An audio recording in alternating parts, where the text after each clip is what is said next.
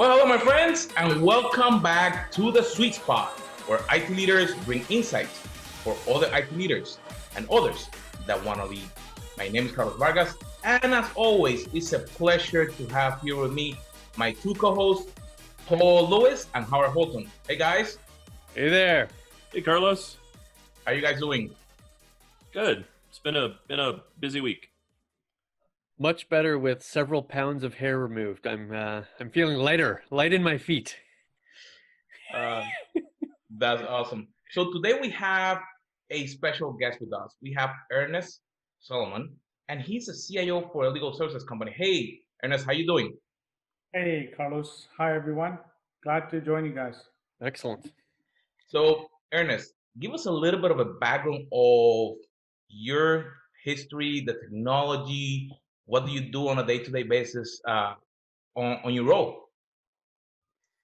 Yeah, Carlos. So CIO for LawPro. It's a legal insurance organization providing insurance to lawyers across Ontario. And I joined on September of 2019. So it's been a very long tenure as compared to the other folks in the organization. So it's been 8 months or so. Love the role, love the team. A great organization, really to be happy to be part of the LawPro family. And before that, or prior, I would say is bring 2 decades of experience with directing technology services and business management plans.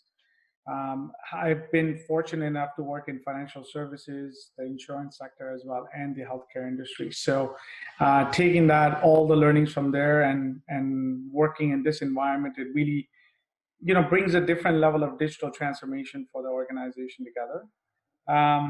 For the last, I would say, quarter or I would say last 6 months, really have been concentrating more on the digital transformation for the journey and also dealing with the pandemic as well. And as you can imagine, it's been uncertain times, and the risk to response, or I should say the rate of response, has to be much faster at this point in time. To addressing all of the stakeholder risks, stakeholder concerns as well, and the new asks that are. Take us through the first 4 weeks. So 4 weeks for you, I guess, is March break on. Let's say mid-March to mid-April. What's that like? What's happening? What's the mood? Yeah, great question. I think, Paul, I would say the first 4 weeks was pretty much all hands on deck, fire from every single corner that you can imagine it to be, looking at it from all aspects about whether, what are the external impacts, what are the external news, having a crisis management team meeting as well. And then from a technology standpoint, really upscaling and ensuring that we can meet the needs of the stakeholders as well and the organization. So whether it was upgrade to Citrix Farm, whether it was changing some of the manual processes to digitizing them, looking at the existing infrastructure. So we were part VPN, part Citrix, additional licensing that might be required. And looking at I would say, there was a part of, I would say, and I love using this term, there were more MacGyver solutions than there were strategic solutions at that point in time. So, we do technologists, we do what we need to do, and all hands on deck. But I think really going back to the team, and the kudos to the team of ensuring that we sustain the organization as well, and being able to scale as a new BCP of not just a small percentage of folks working from home or outside of the office. It's essentially the entire organization moving to outside of the office. So, I call it the new word, which is NWOW, which is the new way of working, as it's different. So I have a question for you, and it's one that I ask a lot. But when we look to kind of pre-COVID, right, and we look at the things that we planned for, we have a DR plan, right? Some piece of infrastructure failed, we need to fail over. Disaster recovery, right? It broke, it burned, it crashed, right? Mm-hmm. Then we have our business continuity plan. Something happened to our physical resources, something happened in the environment, and I have to be able to continue to run business. But we always looked at that as one plant failed, one location failed, right? One office failed. How has your BCP plan changed now that, we've gone through a pandemic where effectively every office, every location had failed. So, I mean, one good thing about our organizations, we're not global, we're local. So, you're kind of resident in one particular tower, and on 2 floors itself. So the BCP plan, it's interesting you asked this question. I'm actually in the process of reviewing the BCP plan. We have a yearly exercise to review the BCP plan and make adjustments accordingly, whether it's vital records, refresh, locations, et cetera, or even document management. But I would say BCP plan has changed and is going to change even further, because as you adopt into new technologies, it's going to change the BCP plan accordingly as well. I would say that we are now on the verge of changing it drastically and further, just simply because of the fact of working from home and what the new norm looks like. Because there was a point in time we said, hey, offices are done. It's the death of and being an office. Then we said, hey, it's all work from home. Now it's actually work from anywhere. So that's kind of the new norm that we have to do, and kind of manage the BCP plan surrounding that and what the new norm is going to look like. So we would have to adopt pretty quickly. How about your end users though? Are they, would they rank them high in the technology savviness? Or is this a bunch of lawyers who, are 9 out of 10 on computer awareness? I wouldn't say 9 out of 10. I mean, I would probably say in between, because we have some individuals within the organizations who are very tech savvy. Some are not, and I think it's a lot of the when I came on board with the organization, there's a lot of technical debt that's there within the organization, and there's a lot of legacy applications that are there. So we need to kind of go and change that, and that's just mindset change. But I would say that every individual, I mean, it did need a little bit of a white glove service for some of the folks, but I think we managed to deliver what we needed to do, and we still continue to have some challenges, but we didn't get into the position where I've heard some of the other peers where, hey, you're not allowed to log in from this time to this time, i.e. finance will only log in from every Thursday and Friday from 4 p.m. to 6 p.m. We didn't have that.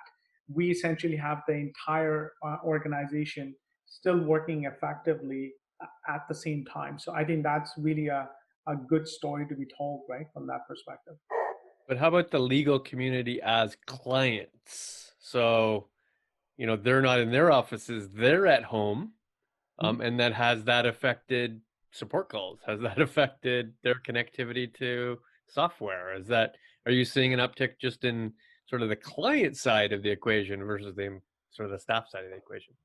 I think if I look at the larger, broader, I would say the legal community, I think, if you look at large organizations like Gowlings and Dentons, they have the infrastructure. So most of them are global organizations, so they have their own IT, and managing through same essential way that we're managing it from that perspective. But I would say, yeah, the individual collaborators, the individual lawyers who are there, I think, yeah, that is definitely a challenge of how they are going to be operating on the new way of working. Whether it is just from signing to somebody to be present to take that signature, all that's going to change, and it is changing as we speak of now. Howard, like US legal community, same? Is it? No. So no. There's a joke I would tell, and I would tell it from the perspective of CIO of a legal services company. So Ernest may appreciate it. The 3 least technical users in the world are, in order, attorneys, number 3, judges, number 2, and the 12 people who can't get out of jury duty is number 1. And I say that it's tongue in cheek, but at the same time, it comes from having to support attorneys that are anywhere from just out of law school, reasonably tech savvy, expect a mobile experience that they're not finding in law, right? All the way through to been practicing law for 55 years, name is on the door, not learning anything new, having to do with technology, right? Unless you meant ink. Yeah, that's as technological as they get. Yeah, I mean, there are some that are fantastic. There are law firms that really understand the value of technology, and we're in a really good position when all of this happened, right? They transitioned to work from home.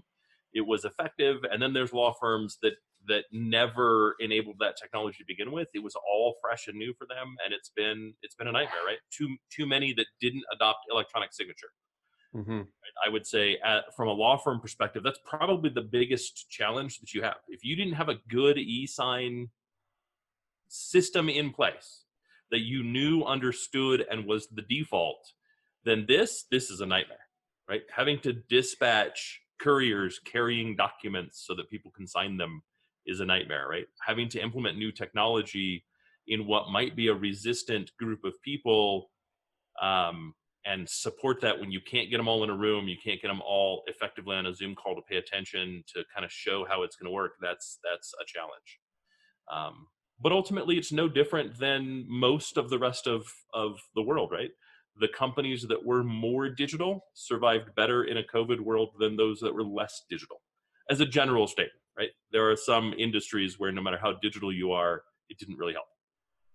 Right. Now, Ernest, on the business side, a good portion of your business is sort of property centric. Given, pretty dramatic amount of people not buying properties or not refinancing or not trading in any way, I got to think that has an impact, right? Well, I think the impact is on both ways, right? So the impact is that we do have like the revenue impact, which is that the ability to defer your payments that you are going to make, the ability, and as part of the real estate market, you're going to have that revenue impact as well. I mean, how long will it be there and how long will it sustain? I think those are all unknowns. I mean, we on a regular monthly basis, we do look at those statistics and see kind of where we are, what the forecasted was versus what the actual amount of policies that were there. But we look at those particulars. I think so. We have a dedicated department that actually just looks at that. It's like a separate product line for us. So we continue to keep a focus on all aspects because there are external factors that are going to be, changing many ways of how we do things on an ongoing basis as well, and also the revenue model potentially. So we've had lots of these conversations, and I think we've summarized, we'll call it the considerations to the CIO into sort of 4 quadrants. Let's touch on each of them and sort of get your perspective on them all. So the first one is collaboration and creativity. So what have we had to do as CIOs, technology executives, to not just enable the digital side of the collaboration, the Zooms and the WebExes and whatevers, but also the physical side, like have we had to help change the desktop environment, give them webcams and microphones and so on and so forth. And then the cultural side of that equation, now that they're not in the office, do they have to wear suits and ties at home, or do they have to work 9 to 5? And then how is creativity different than collaboration? So your thoughts on that sort of quadrant? Oh, that's a big question. You can take them a little bit at a time. Yeah, good job giving him a softball for the first big question. That's not the hard one. I would say, from a collaboration perspective, I think the first, I would say the first step that we needed to take as an organization was we were on Lotus Notes, and from Lotus Notes moving it to Office 365 and enabling Teams, OneDrive, SharePoint, etc., the Microsoft suite itself. So we're actually just going to be converting on June 22nd. So we are basically essentially live as we speak on Teams, as we are doing right now, but that's just as a POC pilot that we are doing. Nice. But we will enable Office 365 and the cutover for Teams for the entire organization. And as part of that, I think one of the, the key thing in there was ensure that there's proper communication, there's proper training that's there as well. And I think one good thing that I'm really liking about it is that, having support from the senior executive team as well, i.e. the CEO and the board as well, we decided that the day of the cutover, they don't do work. They'll get a checklist.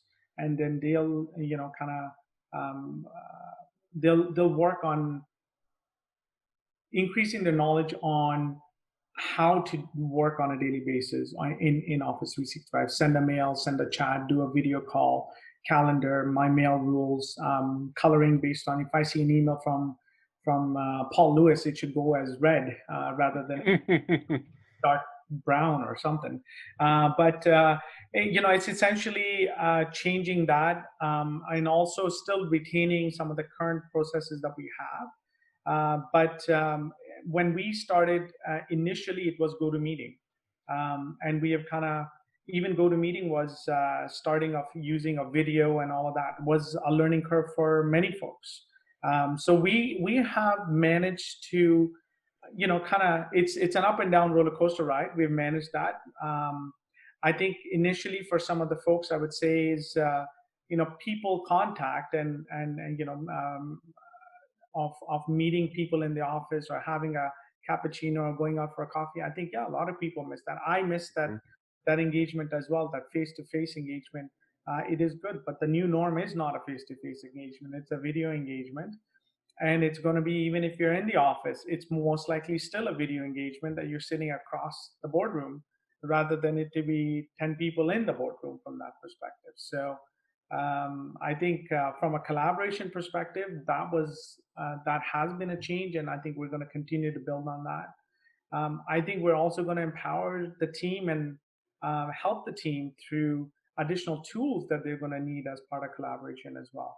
So whether it might be Confluence, whether it might be additional tools that might be required as part of doing further collaboration, we'll do that as well. Because one of the things that we looked at was communication as, collaboration, communication was critical, and flexibility of that communication was also very crucial as well. On a personal note, I think I would say is there's an aspect about team building, and then there's an aspect about still continuing to keep the team positive. As a leader, I think you have to keep positive. And one of the things that I have, when I was just doing a virtual chat with the team, we say, PPE is the word that we have been hearing, as a personal protective equipment. And for me, it's been patient, perseverance, and empathetic. Those are key things that you kind of have to, you as being a leader should really revolve around that, because it's challenging times. You don't know what's happening in another individual's family. You don't know when they come onto a call, how are the kids in the background. We still got to manage that as well.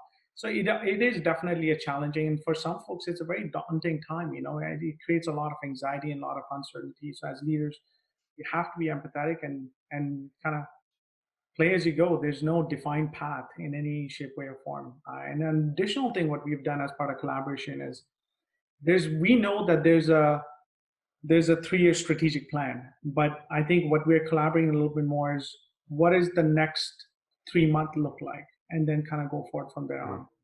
And how is that going to change? Because that helps us get the quick wins as well. And we know what's the next thing we need to work on. So it's kind of helping us from that perspective. So I have a kind of a comment. One of the hardest things to do is human beings are really good at passive communication, right? We're really good at that. Oh, hey, since I see you. Oh, hey, since I have you. Oh, hey, since we're running into each other, kind of thing, right?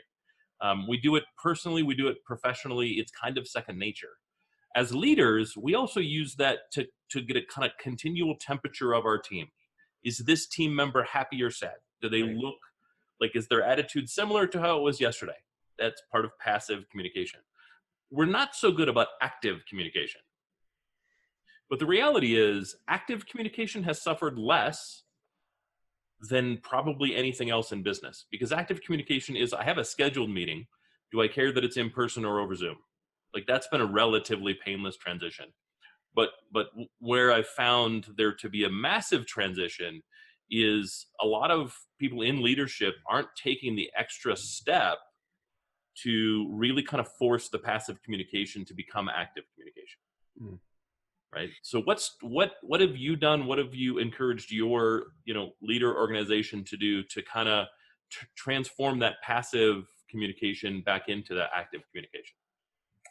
a good question, and I think I would say that every leader kind of needs to work on that a little bit more, including myself. And as being candid and transparent, I would say as part of passive communication, I think one of the things is, when we were right in the center of COVID at that point in time, when everyone was kind of forced to go work from home, I think daily updates from the CEO as to what are the external impacts that are happening within or to the organization. What are just general thoughts? How's work being done? I think the teams did well, but I think the CEO communication on a daily basis was profoundly, I think, made a very positive impact on the teams itself. So that was one aspect, which was, I think, I would say, I'm even thankful for him to be sending those emails out on a daily basis, because it takes a lot of time and effort to kind of go and summarize thoughts on a daily basis. But the CMT team meeting daily, actively, to ensuring that the teams were feeling okay, and then there's always a touch point or check-in that one line or two lines down are constantly doing with their team members.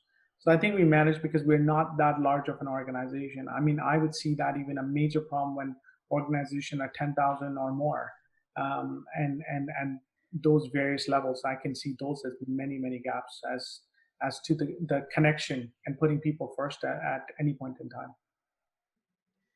All right, so let's ship it up. Oh, I'm sorry, Paul. I was just going to add one more.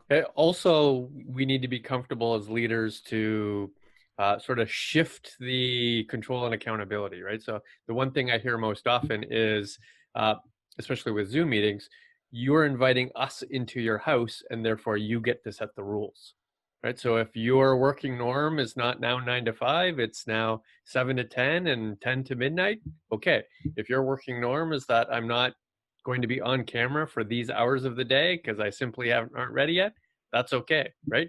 I'm not going to wear a tie. I'm going to wear t-shirts. I'm going to wear shorts. That's okay. And we have to be fine with that as leaders, just to sort of set the cultural stage.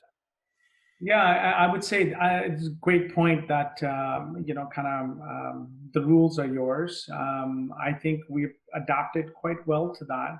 I think one of the things also was, from an HR perspective, it was the flexible, even work from home policy, changing shift on your own schedule, because, with kids being there, you may only be able to work from, a 7 o'clock to a 3 o'clock schedule. Mm-hmm. There were some additional requests that did come forward. We looked at them individual by individual, and addressed those accordingly as well. But predominantly, I think we managed okay. I mean, there weren't excessive amount of those requests, but there were still handful enough that we would have to look at them carefully just to make sure that, there's still collaboration happening, and there's still engagement on all sides of the fence from that perspective, and work is still being getting done. One of the long-term advantages that I see that comes up in a lot of the conversations that we're having with leadership is the work from home now being common, right? Not that everyone will always work from home, but there's no longer any stigmata associated with it. Work from home, okay, fine. Like we saw that it works, it's great. Also means I get more than just work from home, right? I now have the ability to source from anywhere, to hire from anywhere. Now, it's always within the context of what works for my business. Like, if I'm based in the U.S. and Canada predominantly, I can't really hire someone from Thailand, even an expat, right? Because it's 13 hours off. Right. So I'd have like an hour a day where we could reasonably communicate without it being a difficulty. But it does mean I can look to markets that are not as saturated by hiring as they previously were, right? I can look to markets where the cost of living is lower, and thus my cost to employ is lower.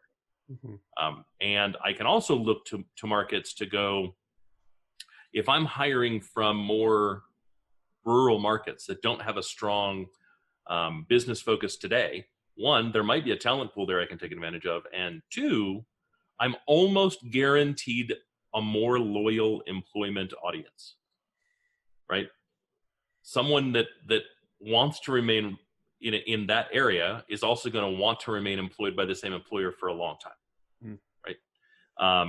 how do you see those advantages playing out? Has your company talked about them? Kind of where are you on that scale of exploration?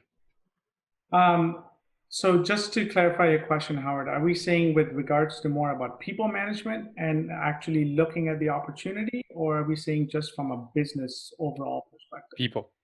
People management and looking at the opportunity to hire. I mean, for us, I would say that as we are local, we have not looked at an opportunity to look at it as from a global perspective, to be very candid.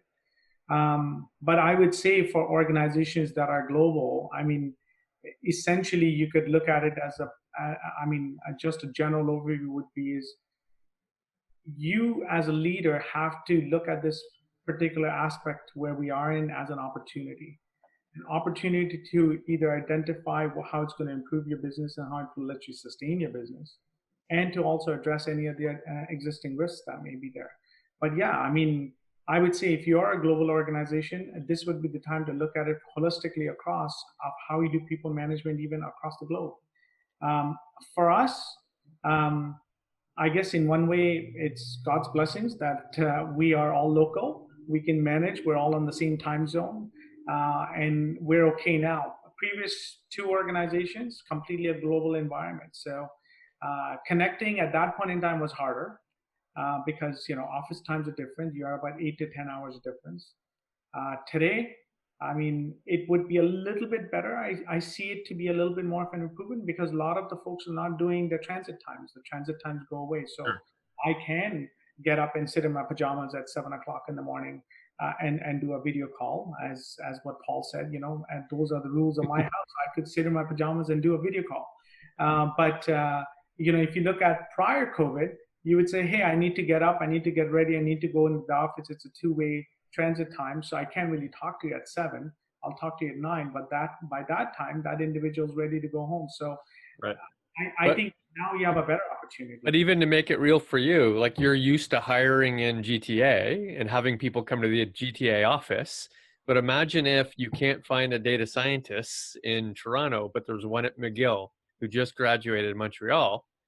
Now you should have no issue sourcing that person, having that person work at home, because there shouldn't be a huge difference. It's still relatively local, same time zone, same everything, just not a talent pool you normally would have encouraged. So that it potentially is tripling that talent pool for you.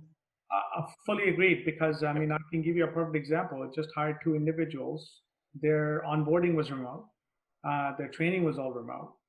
They've been collaborating all remote. So that was the first time that we have ever done that.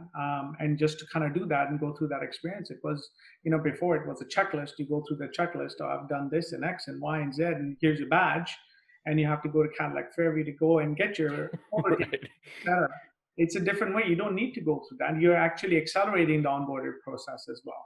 And you are connecting as you need to connect at any point in time. So you are definitely exponentially increasing your talent pool and the availability of that pool, because you can go across Canada, you can go across the US at any point in time. And a perfect example of that is there's one aspect about the internal talent pool as well, but even communicating with the vendors of when you want to do solutions. It's not like let's try to find a time because you're in a different time zone.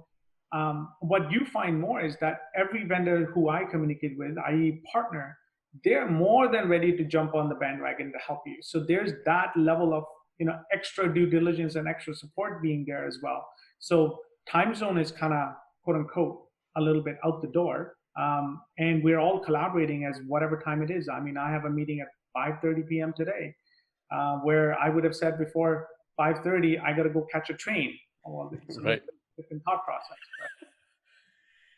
So let's That was shift. quadrant 1. We got 3 more to go. Howard.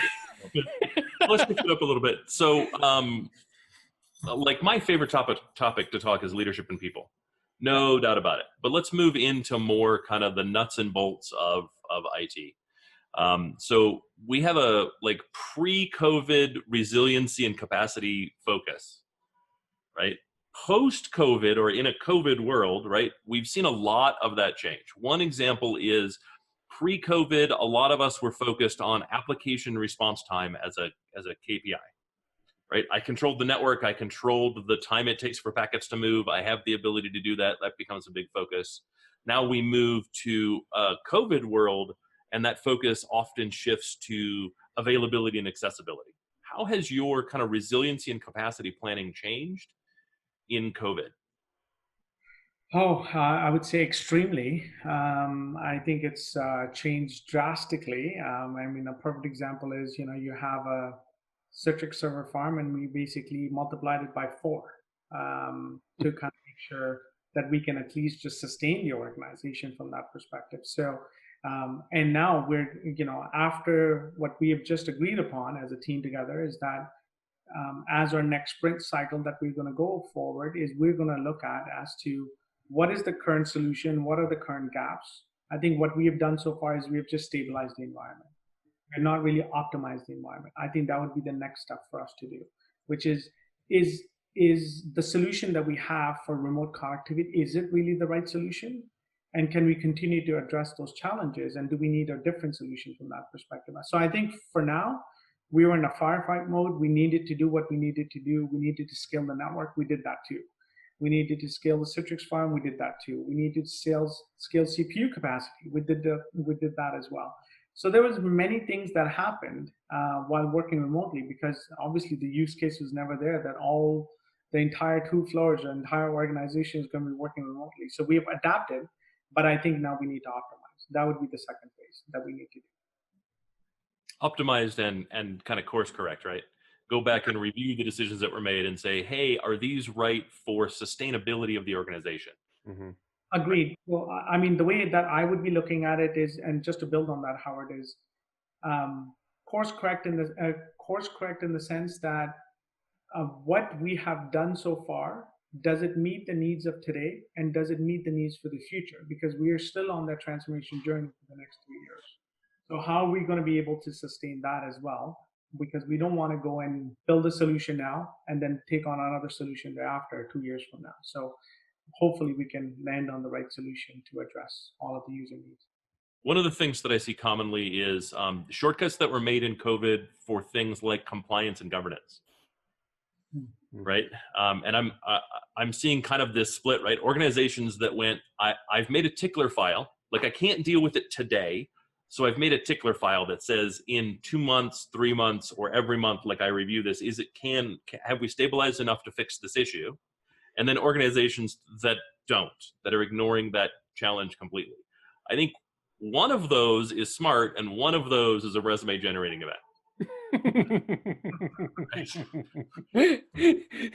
To put a very clear point on it. So let's kind of shift, because I don't want to spend as much time on this as we did on people, because we just don't have the time. But kind of let's shift into that third question, which is cybersecurity. And I think if we talk cyber, right, we should probably bundle compliance and governance in there just as a conversation. So, like, how has your strategy with all of that shifted? How much of that was get it done and kind of a schedule to go back and tighten everything back down and ensure that the ship is as secure today as it was yesterday? And have you even seen an uptick, right? Are you seeing more phishing attempts, more viruses, social engineering problems, any of those? So I would say, I guess one aspect we were lucky, and I guess maybe, sometimes strategically doing this right in the beginning of the year kind of really helped us. So what we did was we did basically information security framework as to what we thought of addressing or doing an assessment of where the gaps are for the organization. Based on that, we built a plan on Q1, Q2, Q3, Q4 as to what are the things that we need to do to go and implement and address those gaps as well. So we had worked on addressing some of them, and we're continuing to go and address those. But as part of phishing, I think the biggest amount of increase, and even stats that you look at, whether it was from Italy, whether it is from Canada, I mean, stats are incredible that the phishing attempts have been, 100%, 200% more than what it were pro-COVID, or pre-COVID, I should say. We are seeing constant stream of phishing attempts, but as part of the part of the security framework, I would say, or cybersecurity assessment, one of the things which was to implement KnowBe4 for our organization as well. So just last week, we actually ran the first targeting phishing campaign for our organization. So we have actually done that. Now we're going to get a little bit of click rate. This was without notifying the users. And just only the senior executive team was aware that we are going to be doing that. We still continued on doing our regular penetration testing with third-party providers. So we've still kept all of the security measures and the practices in place. We've not deviated from them. Hey, I will put a little chit and I'll do this later at this point in time. Because one of the mandates that I've given to my team and operations team, and they've been extremely supportive, which is security comes first. It's not a solution or it's not something that we build on top later on. It's not the last thing we do. And we are now just on the verge of implementing identity access management for the entire organization, including single sign-on. So we've done all of the proactive measures to do, but phishing, I would say, is 100%. We've seen a high increase that even after having certain products in there, we're seeing, obviously it's not 100% blockage in any shape or form. You're still going to see them come through the corporate environment or corporate network. So we're seeing those, but I think I would say is that the Law Pro Corp community is actually quite smart. They go and say, I mean, I was asked when the phishing email was sent out, somebody from finance asked me, hey, do you know this Everett person? Does she work in your team? Just want to be safe before I open it and click it again. So, funny enough, we had one today, which was from Tiger Direct, and it kind of went to many users. And there was one which was an invoice. Hey, you've just need to pay this invoice out. Double click on your HTML document today. So today was actually actively too as what we're speaking. How about the data angle? Now that data is both consumed and created at home at the edge, does that extend to the compliance concerns, the data privacy concerns, client concern? So I think we needed to. So the one concern that was there, obviously, print at home, and obviously, how do you manage confidential files? How do you print? How do you securely destroy? So we have put internal processes in place that if there is, and if you do happen to print, you will probably have to dispose that document or you bring it to the office if there is at a point in time, because there's some folks still do come into the office for the manual processes as well, which are considered essential, and then just dispose it at that point in time into the bin.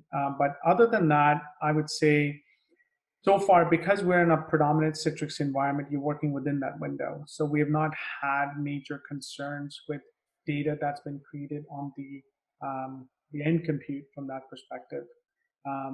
Wherever we have laptops, we manage them effectively. We do end user management for those. So not seeing that much of a challenge, but I would say data just in the data center itself. I think there should be additional practices that we have to implement to protect that too.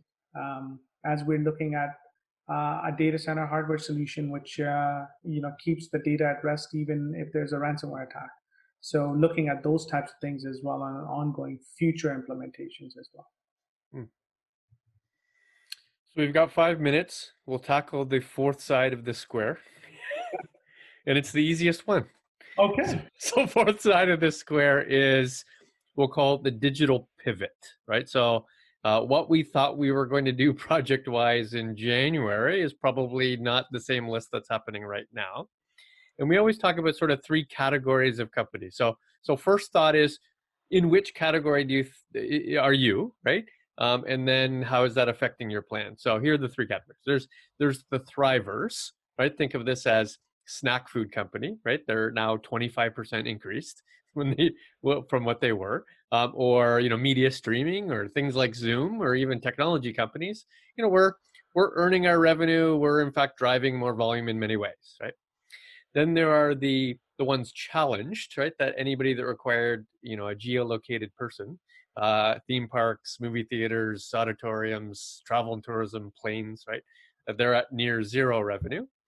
and they have to worry far more about survivability, right? Since they have near zero revenue, then they have to start jumping into their cash, right? They're not going to buy OpEx anymore. They're going to buy CapEx because that's the only thing that's left.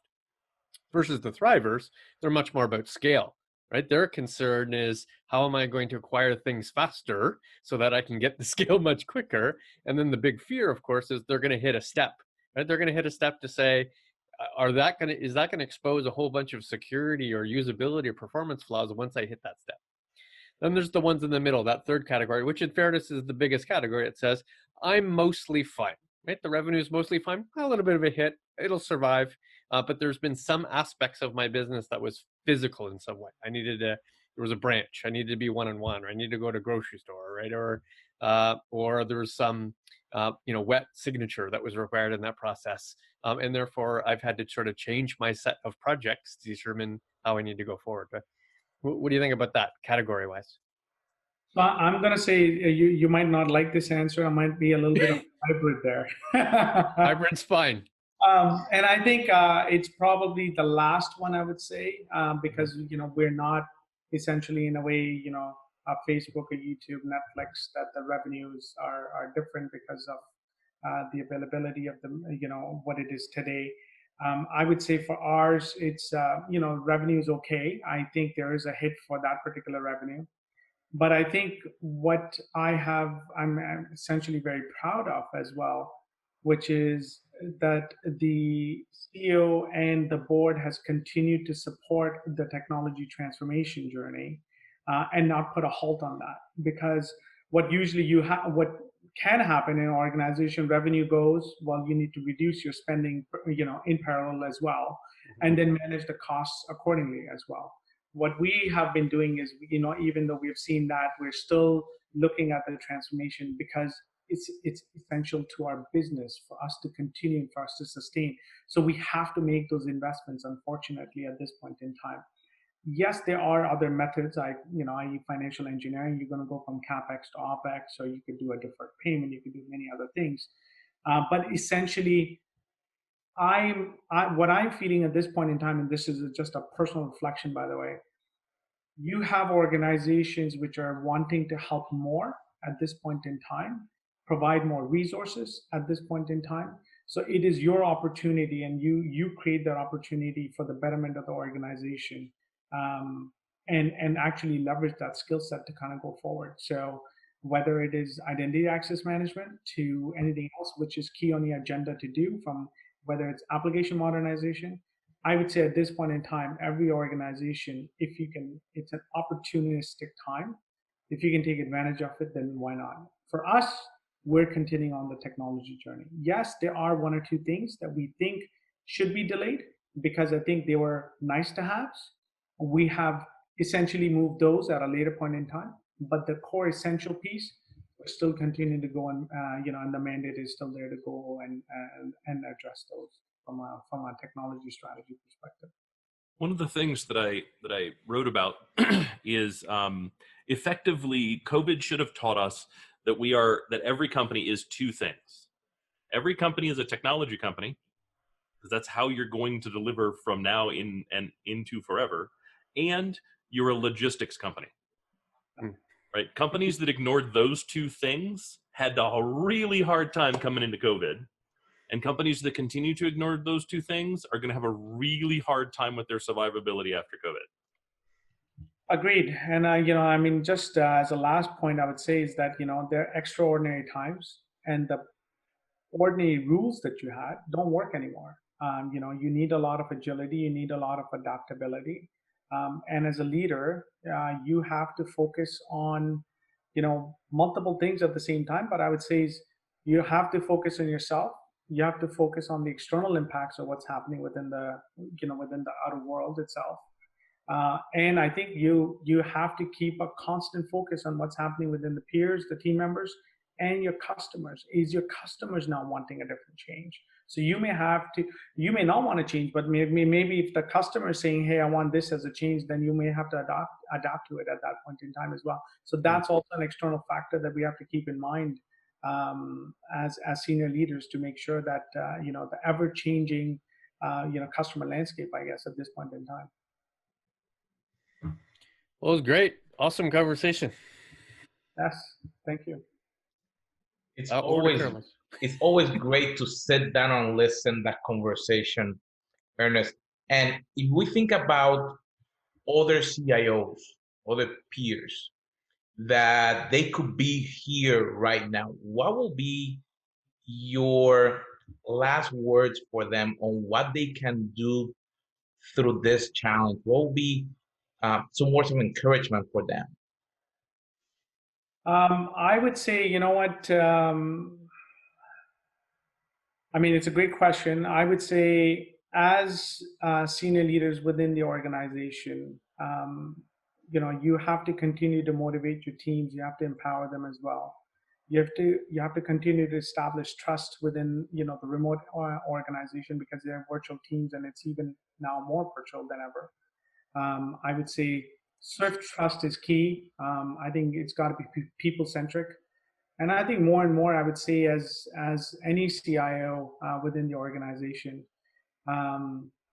as I said earlier, I think the PPE is a critical part of your success, which is having the patient, so that way you're calm, you don't create different situations, having the perseverance to kind of go through this, and there's obstacles along the way, and there's going to be many bumps, and realistically being an empathetic leader. I think those are three key things that I'm abiding by.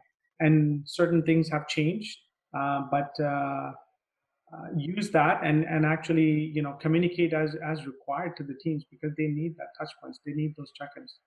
The more personal that we can get, the better it is, because they feel that sense of belonging. They feel that sense of that, yes, I am part of this team, and I'm going to continue to deliver. It's been awesome to have you here with us today, Ernest. And to each one of you that are listening or watching this episode, make sure that you subscribe and that you share this with your team, your family, and everyone that is around you. Because remember, we want to grow as leaders, because you and us can do better. So when we learn together, we grow and we can impact the world. So my friends, we'll see you on our next episode.